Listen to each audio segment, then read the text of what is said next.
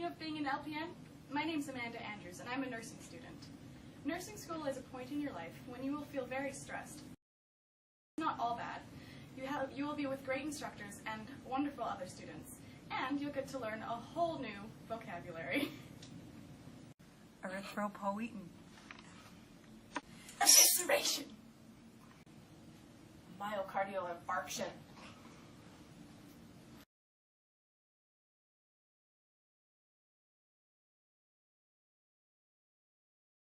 Hello, I'm DJ. I'm a nursing student. Once you graduate, you'll choose a place you'd like to work. LPNs work in many different environments: long-term care, community home support, and acute care. Acute care is where we're going to focus our scenarios today.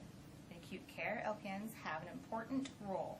They work collaboratively with all other healthcare professionals.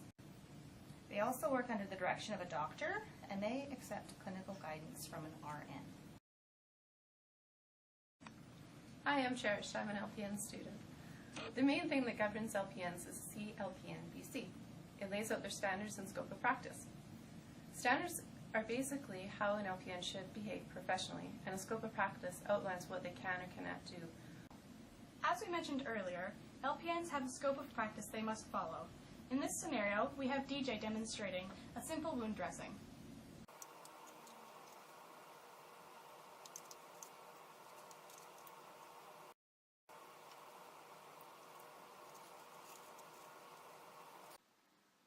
CLPN-BC, the LPN's governing body, have outlined professional standards for the licensed practical nurse. They are broken down into 4 standards. Number 1, responsibility. Number 2, competence-based practice.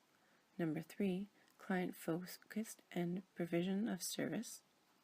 Number 4, ethical practices. So I don't think this wound is within my scope of practice. Can you take a look at it for me?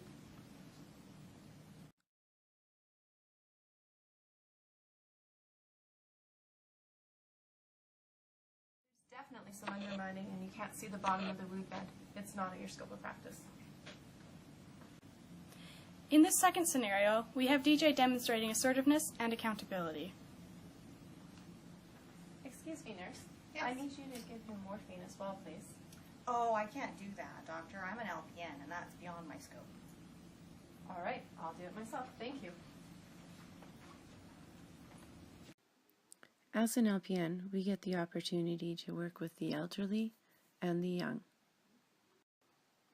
When working with patients of all ages, it is important to provide client-focused care.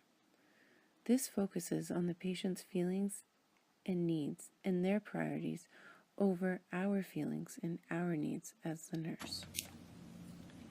In this scene, Amanda is taking care of another nurse's patient, and she finds him coding. I need some help in here! Oh, no. He's DNR. But he's so young! I know, but it's patient's rights.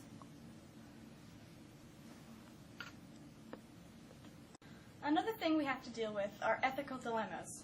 We can refer to our ethical standards of practice, personal and professional ethics, to help us get through it. The LPN is also required to provide care while maintaining respect to the patient's Bill of Rights.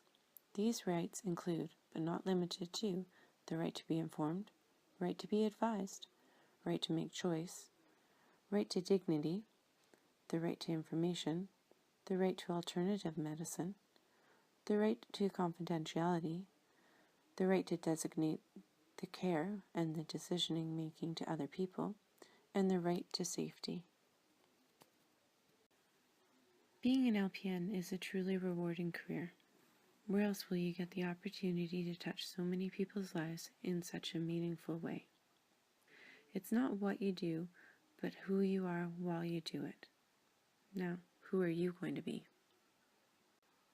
Being an LPN student and an LPN can be a little stressful and a fast-paced life. But you know what?